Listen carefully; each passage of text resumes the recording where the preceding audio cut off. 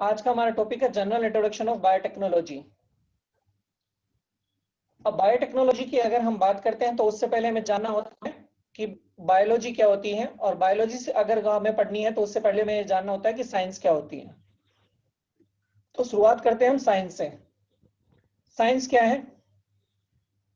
Science उसे कहेंगे जब प्रैक्टिकली प्रूव्ड मटेरियल, यानी कि ऐसी चीजें जो कि प्रैक्टिकली प्रूव्ड की जा चुकी हो, या ऐसे टॉपिक्स जो कि प्रैक्टिकली प्रूव किए जा, ऐसे टॉपिक्स की अगर हम स्टडी करते हैं तो उस ब्रांच को कहा जाता है साइंस।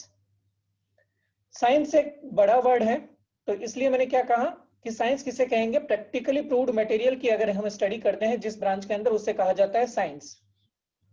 अब अगर हम बात करें बायोलॉजी की, तो बायोलॉजी क्या होगी? बायोलॉजी के बारे में सब पढ़ते आ रहे हो कि बायोलॉजी मिलकर बना है बायोस और लोगोस। बायोस का मीनिंग होता है लाइफ, और लोगोस का मीनिंग टू डिस्कोर्स ऑफ, या फिर टू, यानी कि लाइफ की स्टडी को हम क्या कहते हैं? बायोलॉजी। लाइफ स्टडी की अगर हम बात करें तो लाइफ स्टडी में कंप्लीट चीजें आ जाती हैं।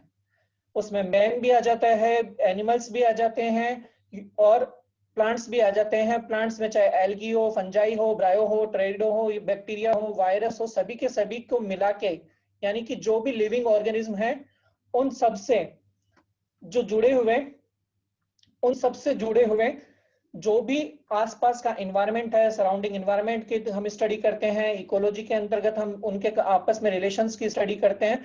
तो टोटल जो ब्रांचेज हैं, यानी कि हम कहें अलग अलग ब्रांचेज हो सकती है, डेवलपमेंटल बायोलॉजी हो सकती है, रिप्रोडक्टिव बायोलॉजी हो सकती है, मॉलिक्यूलर बायोलॉजी हो सकती है, फिजियोलॉजी हो सकती है, बायोटेक्नोलॉजी हो सकती है, बहुत सारी हो सकती है। उन सभी को अगर कंबाइंड रूप में अगर हम बात करें या देखें तो हमें पता चलेगा कि वो सारी जो ब्रांचेज हैं जुड़ी हुई है या से जुड़ी हुई हैं, चाहे वो प्लांट जीवन से हो, या प्लांट लाइफ से हो, या फिर एनिमल लाइफ से। तो ऐसी सारी चीजों का जो स्टडी की जाती है वो बायोलॉजी के अंतर्गत की जाती है। इसलिए हम कहेंगे बायोलॉजी क्या है? Biology is the study of life. उसके बाद में बात कर रहे हैं बायोटेक्नोलॉजी किसे कहेंगे।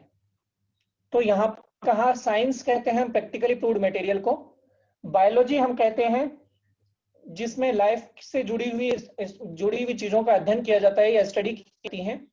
और बायोटेक्नोलॉजी किसे कहते हैं?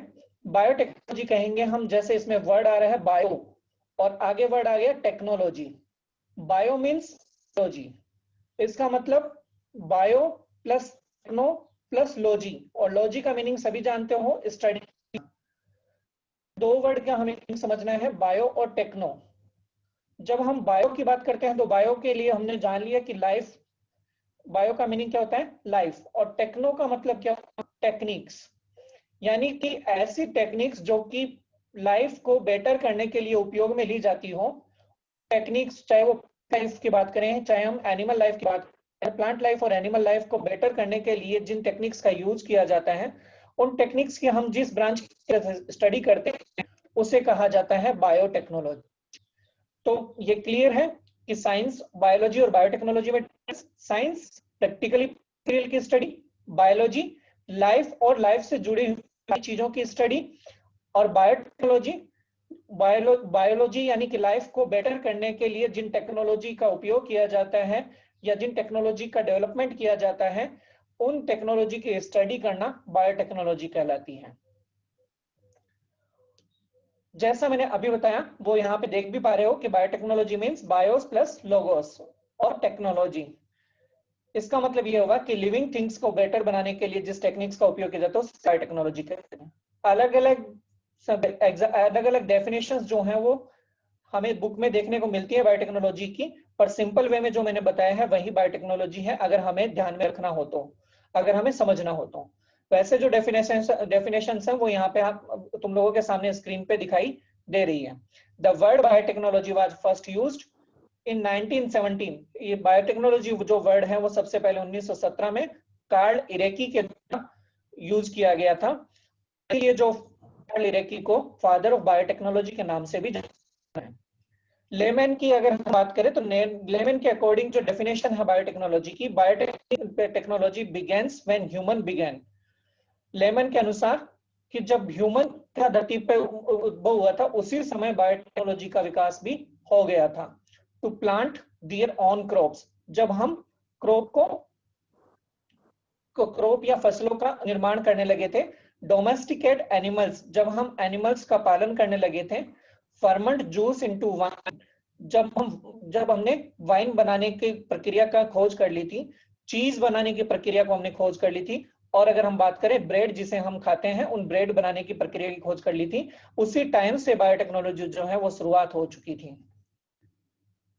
जीनटेक के अनुसार जो डेफिनेशन है बायोटेक्नोलॉजी की, उसके अनुसार लिखा है biotechnology is process of harnessing nature's on biochemical tools to make possible new products and processes and provide solution to society. तो कहने का मतलब यहाँ पे चीज है, सबके अलग अलग वे हो सकते हैं कहने के, लेकिन बात एक ही निकल के आएगी, कंक्लूजन इन सभी का एक ही होगा कि बायोटेक्नोलॉजी वो टेक्निक है जिसके अंदर लाइफ को बेटर बनाने के लिए, जिसका उपयोग बायो लाइफ को बेटर बनाने के लिए किया जाता है। वेबस्टर के अनुसार भी जो डेफिनेशन है वो भी लगभग सेम मिलेगी। तो इन सभी डेफिनेशंस को चाहो तो नोट डाउन कर सकते हो अपने नोटबुक के अंदर। ये अलग अलग डेफिनेशन है, वॉल स्ट्रीट की डेफिनेशन है, वेबस्टर की डेफिनेशन है, जीन टेक की डेफिनेशन है। परंतु इन सबको जब रीड करोगे तो पता चलेगा कि ये सब के सब एक ही बात को बार बार रिपीट कर रहे हैं, सभी की डेफिनेशन ऑलमोस्ट क्लियर है। तो इसलिए यहाँ पे हमें पता चलेगा कि सभी जो है वो पूरी तरह से ऑलमोस्ट सिमिलर है। अब अगर हम बात करें कुछ बायोटेक्नोलॉजी के बारे में, जैसे मैंने कहा था कि बायोटेक्नोलॉजी, फादर ऑफ बायोटेक्नोलॉजी के तौर पर जाना जाता है कार्ल इरेकी को। और फादर ऑफ टिश्यू कल्चर की अगर हम बात करें तो गॉटलिब हैबरलैंड को फादर ऑफ टिश्यू कल्चर के नाम से जाना जाता है। यहाँ पे देख पा रहे हो दोनों की फोटोज जो है वो तुम लोग देख पा रहे हो, बायोटेक्नोलॉजी कार्ल और गॉटलिब हैबरलैंड। कुछ इंपॉर्टेंट कंट्रीब्यूटर्स की अगर हम बात करें प्लांट के अंदर, तो हैबरलैंड तो है ही, क्योंकि प्लांट कल्चर का के बारे में सबसे जो पायोनियर अटेम्प्ट किया था, जो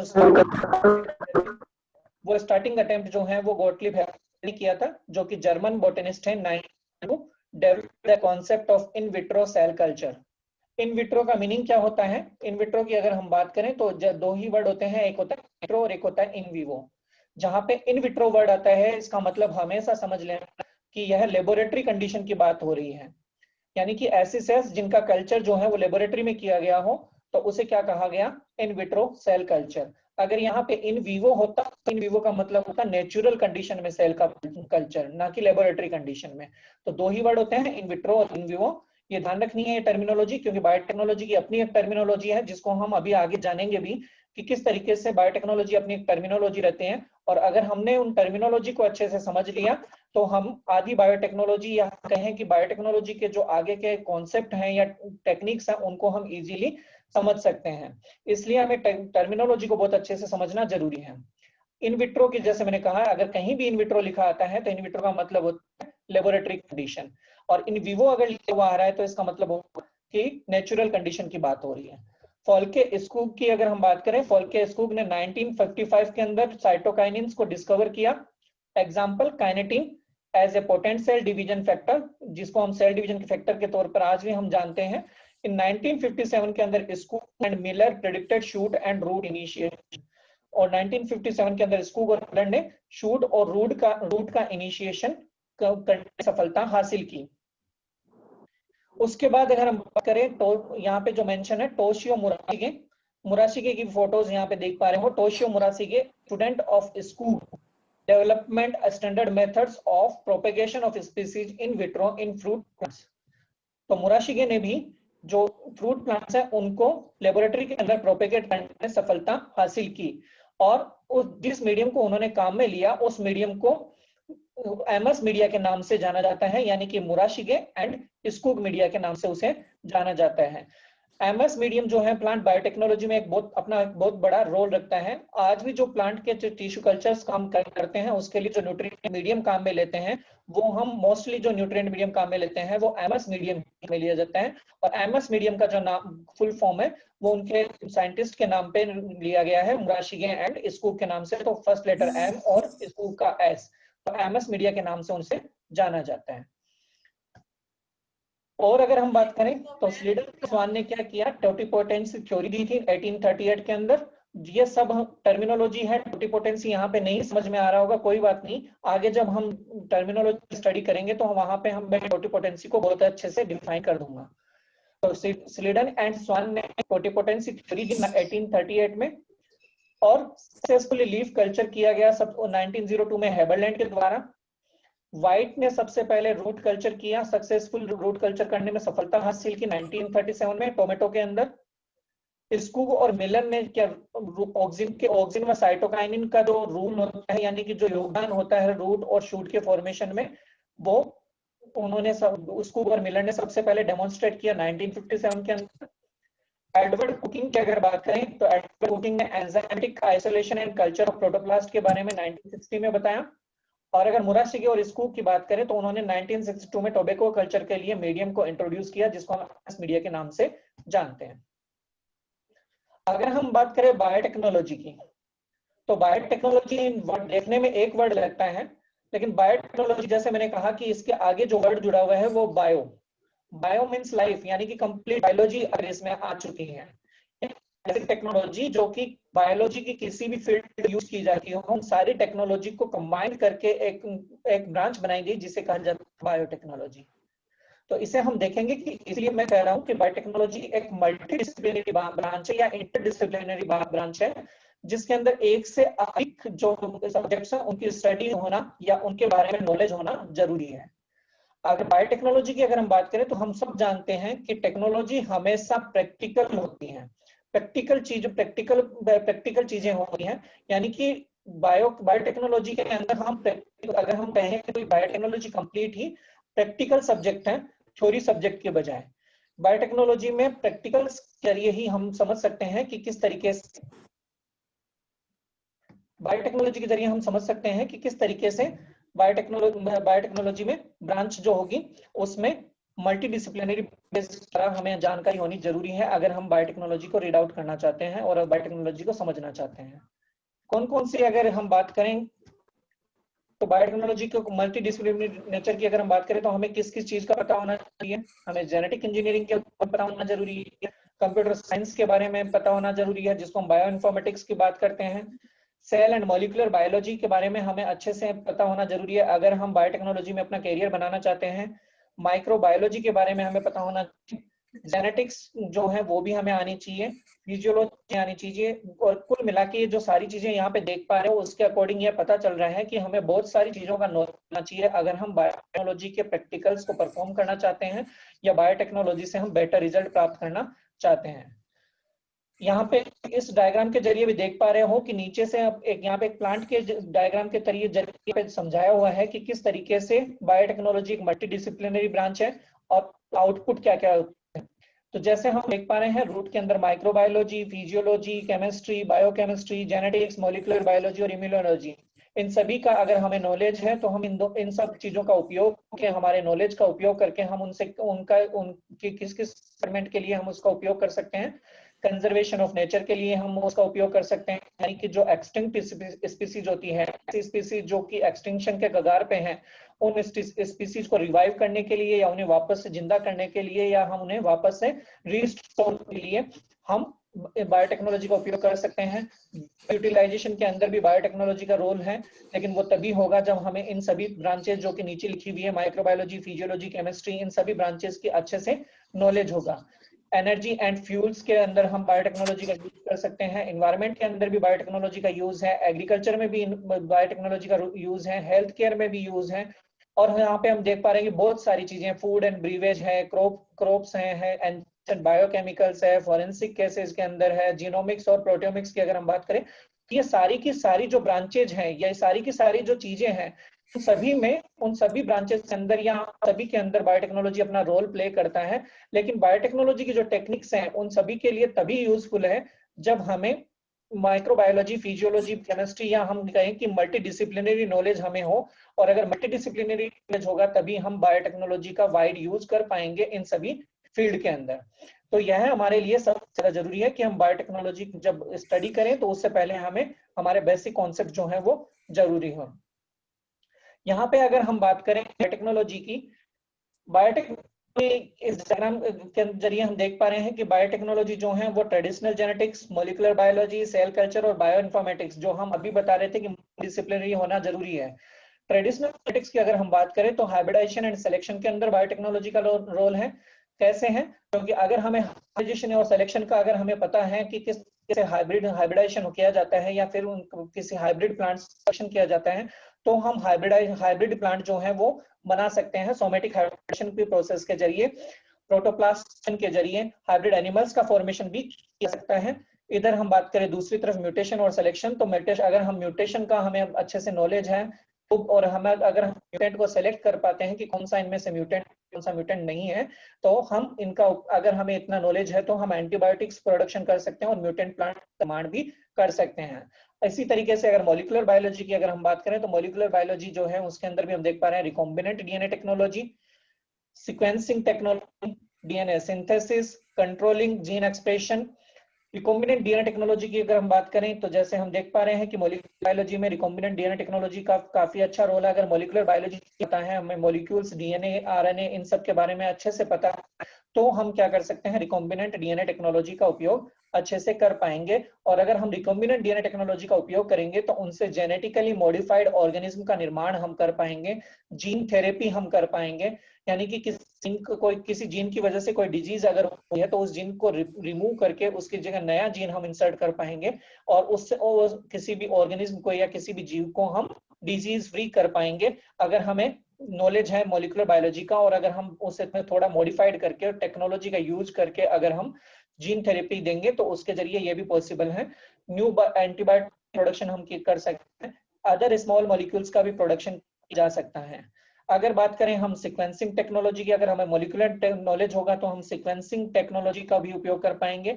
जो हम जानते हैं डीएनए सीक्वेंसिंग जो सेंगर मेथड के जरिए हम देख पाते हैं, फ्रेडरिक सेंगर ने जो सीक्वेंसिंग का मेथड दिया था उसी के जरिए आगे बहुत सारी टेक्निक्स जो हैं वो जीनोमिक्स के जरिए, सीक्वेंसिंग के जरिए, काफी नई थर्ड जनरेशन सीक्वेंसिंग वगैरह काफी सीक्वेंसिंग के टेक्निक्स जो हैं वो आज तक डिस्कवर की जा सकी है, लेकिन वो तभी पॉसिबल हो पाई मॉलिक्यूलर बायोलॉजी का नॉलेज था। फोरेंसिक साइंस के अंदर हम जानते हैं काफी ज्यादा रोल है सीक्वेंसिंग का, जीन का निर्माण भी जो है वो सीक्वेंसिंग के जरिए किया जा सकता है। ह्यूमन जीनोम एवोल्यूशन की स्टडी के दौरान भी सीक्वेंस करके पता लगाया जा सकता है कि एवोल्यूशन जो है इस धरती पर किस तरीके से हुआ है या कहां से कहां हुआ है। जैसा कि हम सुनते हैं कि वाटर से लेके अर्थ पे जो भी इवोल्यूशन हुआ है वो वाटर अर्थ हुआ है। तो ये सब जो इवोल्यूशन की स्टडी की जाती है या रिसर्च किया जाता है वो उनमें भी टेक्निक्स का उपयोग किया जाता है। और इसीलिए हम कह रहे हैं कि बायोटेक्नोलॉजी एक बहुत ही बड़ी ब्रांच है जिसके अंदर लगभग सारी चीजें कवर होती हैं। जो मैं नाम ले रहा हूँ वो सारा एक अपने अंदर पूरी की पूरी ब्रांच है। या अगर मैं कहूँ कि जैसे हम फोरेंसिक साइंस की बात करते हैं तो वो एक पूरी ब्रांच है, तो वहां पे भी ह्यूमन जीनोम है, जीनोमिक्स है, ये सब एक बड़ी ब्रांच है जिनके में हम स्टडी डिटेल कर सकते हैं। लेकिन यहाँ पे हम केवल बायोटेक्नोलॉजी के बेसिक्स जान रहे हैं, इसलिए हम यहाँ पे इस डायग्राम के अंदर ज्यादा डिस्कशन नहीं कर पाएंगे। यहाँ पे हम सिर्फ इतना जान रहे हैं कि बायोटेक्नोलॉजी कौन कौन सी ब्रांच है, बायोटेक्नोलॉजी के जरिए क्या क्या हम प्राप्त कर सकते हैं, गेन कर सकते हैं। अगर हमें मॉलिक्यूलर बायोलॉजी का नॉलेज है तो हम डीएनए सिंथेसिस भी कर सकते हैं, और अगर डीएनए सिंथेसिस हमें करना आता है तो हम डिटेक्शन प्रोब डिटेक्शन कर सकते हैं और आर्टिफिशियल जीन मैपिंग भी कर सकते हैं।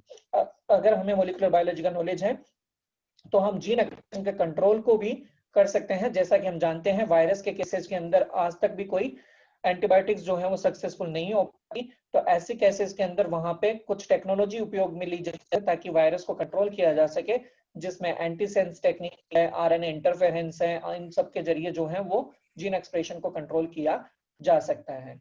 सेल कल्चर की अगर हम बात करें तो हम पूरे के पूरे प्लांट को भी हम लेबोरेटरी के अंदर बना सकते हैं, पूरे के पूरे ऑर्गन का डेवलपमेंट भी हम लेबोरेटरी के अंदर कर सकते हैं अगर हम सेल कल्चर की टेक्निक हमें आती हो तो। यानी कि हम सेल की क्लोनिंग का मैकेनिज्म भी अपना सकते हैं, स्टेम सेल्स सेल की क्लोनिंग भी हम अपना सकते हैं, और क्लोनिंग ऑफ ऑर्गेनिज्म भी कर सकते हैं, स्टेम सेल टेक्नोलॉजी का उपयोग कर सकते हैं, और मोनोक्लोनल एंटीबॉडीज जो कि काफी इंपॉर्टेंट साबित होती है एंटी ड्रग्स, डायग्नोस्टिक और नैनो टेक्नोलॉजी के अंदर हम बायोटेक्नोलॉजी का उपयोग हम देख सकते हैं, और बायोटेक्नोलॉजी का उपयोग इनमें किया जाता है रेगुलरली। यहीं पे इसी तरीके से अगर हम बात करें बायो इन्फॉर्मेटिक्स की, तो बायो इन्फॉर्मेटिक्स का जैसे मैंने नाम लिया कि जीनोमिक्स, प्रोटियोमिक्स, माइक्रो अरे, कंप्यूटर एडेड ड्रग डिजाइनिंग, ये सारे के सारे जो टॉपिक्स हैं ये एक अब अलग से टॉपिक्स हैं जो तुम्हारे सिलेबस में भी दिए हुए हैं, इनकी स्टडी हम आगे डिटेल में भी करेंगे।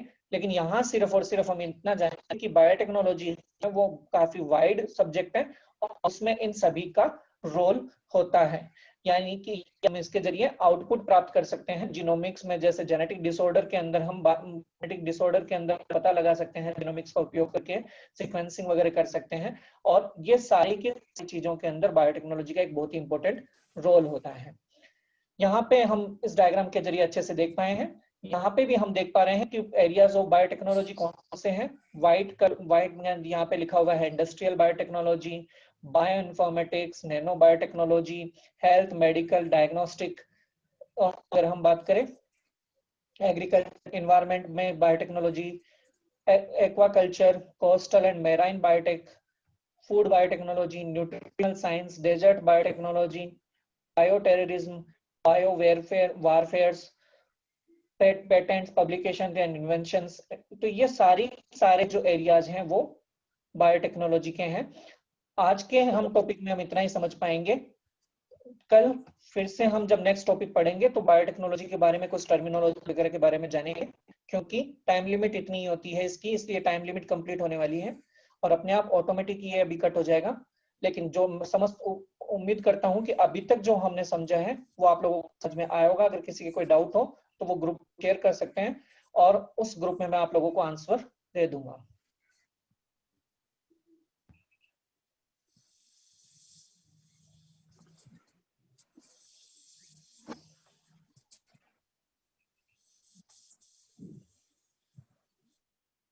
किसी को कोई डाउट?